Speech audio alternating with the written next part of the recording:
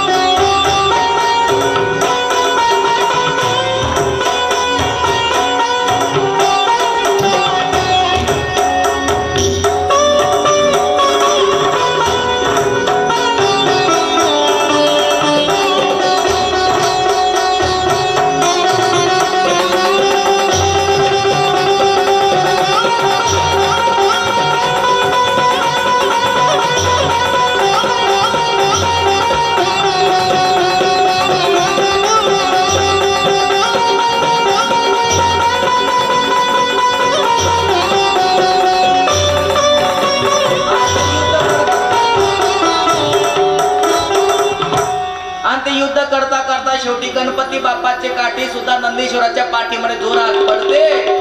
नंदीश्वर सुद्धा दूर पळून जातात. नंदीश्वर म्हणतात भोले भगवंता, भोलेनाथा, तुम्हीच निपटा त्याच्या बरोबर. अत्यंत अद्भुत असं ते बालक आहे, अत्यंत पराक्रमी, अत्यंत शक्तिशाली आहे. माझी ताकद सुद्धा त्याच्या पुढे चालत नाही.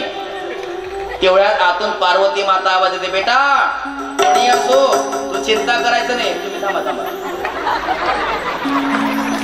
आतून आवाज देते. त्यानंतर आपली जी दिव्य शक्ती आहे ती शक्तीला गणपती बाप्पा जवळ बोलत असते आणि त्या शक्तीनिशी गणपती बाप्पा काठी घेऊन द्वारपाल म्हणून त्या ठिकाणी उभे असतात. त्यानंतर भगवान महादेव म्हणतात मी आता जातो म्हटले. माता भगवान महादेव येत आहेत पुढे, गणपती बाप्पा आणि भगवान महादेव, आणि सांगतात बघ बाळ, तू लहान आहेस म्हणून मी तुझ्यावर दया करतोय, तू बाजूला हो, मला जाऊ दे. गणेश भगवान म्हणतात जाऊ देणार नाही, माझ्या आईची आज्ञा आहे, मी मातेचा पुत्र आहे, आज्ञाधारक पुत्र आहे, त्यामुळे जाऊ देणार नाही. शेवटी भगवान महादेव म्हणतात बघ आता मला क्रोध निर्माण होतोय, माझ्या क्रोधापासून कोणी जिवंत राहू शकत नाही, तू लहान बाळ आहे म्हणून तुझ्यावर दया करतो, आता तरी जाऊ दे मला. भगवान महादेव म्हणतात तुम्ही किती क्रोध करा पण आईची आज्ञा मिळाल्याशिवाय मी तुम्हाला आतमध्ये सोडणार नाही. शेवटी भगवान महादेवाला क्रोध निर्माण होतो आणि शेवटी ते आपल्या हातात त्रिशूळ उचलतात आणि क्रोधायमान होऊन भगवान गणेशाचा शिरच्छेद करतात.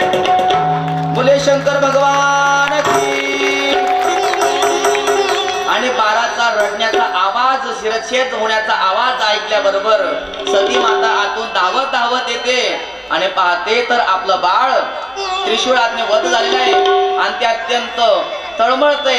त्या बाळाकडे पाहिलं आणि पार्वती माता अत्यंत रडू लागल्या आहेत, क्रोधायमान झाले आहेत.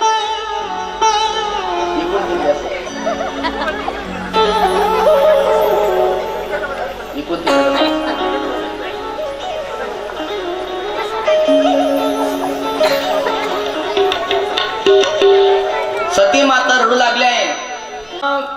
तर त्या देवीच्या डोळ्यातून असा काही क्रोधाग्नी बाहेर येतोय. सर्व देवी देवता घाबरले स्वर्गातले आणि त्या पार्वती मातेला विनंती करतात, देवी आपल्या क्रोधाग्नीला आवरा, नाहीतर तुमचा क्रोधाग्नी संपूर्ण त्रैलोक्याला भस्म करून टाकेल. पार्वती माता म्हटले, तो भस्म करण्याकरता तो क्रोधाग्नी निर्माण केलाय. म्हणजे माते असं करू नका, भगवंताची सृष्टी चालली पाहिजे, तुम्ही आपला क्रोधाग्नी आवरा. म्हणजे नाही आवरणार, संपूर्ण त्रैलोक्याला भस्म करून टाकणार. म्हणजे मग तो क्रोधाग्नी आवरण्याकरता काय करू लागेल? म्हणजे 3 गोष्टी कराव्या लागतील. माझ्या मुलाला जिवंत केलं पाहिजे, गणाचा अधिपती केलं पाहिजे आणि त्याला अग्रपुरीचा मान मिळाला पाहिजे. या 3 गोष्टी जर मिळत असतील तरच मी माझा क्रोधाग्नी शांत करणार. आणि त्याच वेळेस भगवान महादेवाला ही बातमी कळते. भगवान महादेव आपल्या शिवगणांना सांगतात, हे गणांनो, जा उत्तर दिशेला आणि जो एक दंत हाती दिसेल त्या हत्तीचा मान तोडून आणा. सर्व शिवगण गेले उत्तर दिशेला. तिकडे एक दंत हत्ती दिसला, त्या हत्तीच्या मानेचा शिरछेद केला आणि ती मान भगवान महादेवाच्या हातामध्ये दिली आणि ती मान मुंडक भगवान गणेशाच्या धडावर बसवलं. संजीवनी मंत्राचा उच्चार केला आणि भगवान गणपती बाप्पांना जिवंत केलं. पार्वतीच्या बाळा तुझ्या पायात बाळा, पार्वतीच्या बाळा तुझ्या पायात बाळा,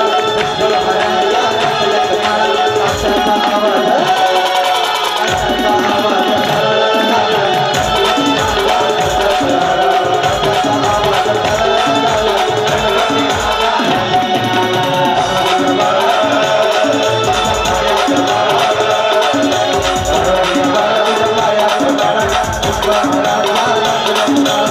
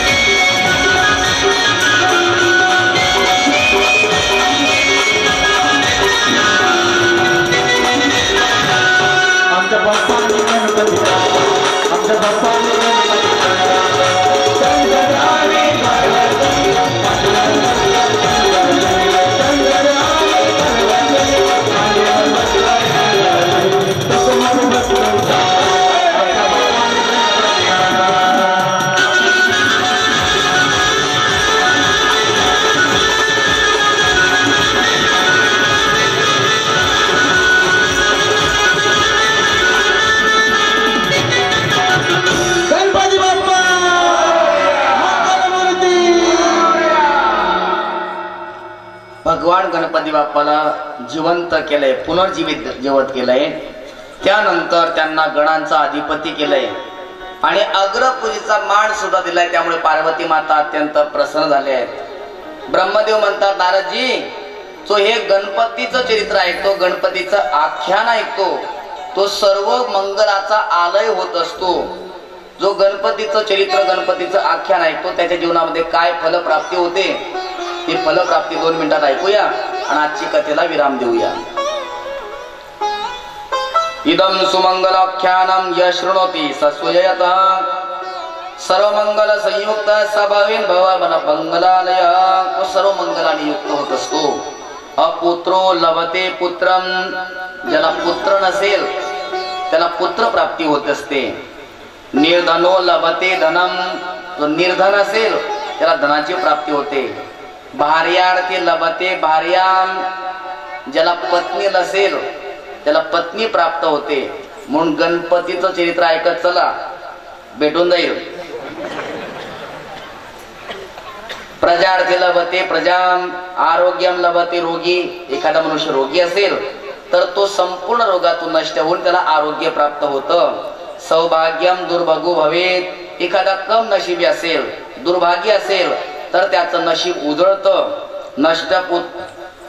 नष्टपुत्रम धन नष्ट धनम प्रोषिताच्या पतिम लभेत. नष्ट पुत्र असेल, नष्ट धन असेल तर तो प्राप्त होत असतो. जो शोक आविष्ट असेल, ज्याच्या जीवनामध्ये खूप शोक असेल, तो शोक नष्ट होतो. म्हणून गणपती आख्यान श्रवण केलं पाहिजे, त्याचा अनेक प्रकारे फायदा प्राप्त होत असतो. बोल गणेशजी महाराज की, शंकर भगवान की, पार्वती मैया की. नमः पार्वती पतये हर हर महादेव. ज्यांनी ज्यांनी आरतीचं ताट आणलंय ते आरतीचे यजमान पुढे येतील. बाकीच्यांनी उभं राहून नामचिंतन करा 2 मिनिटं.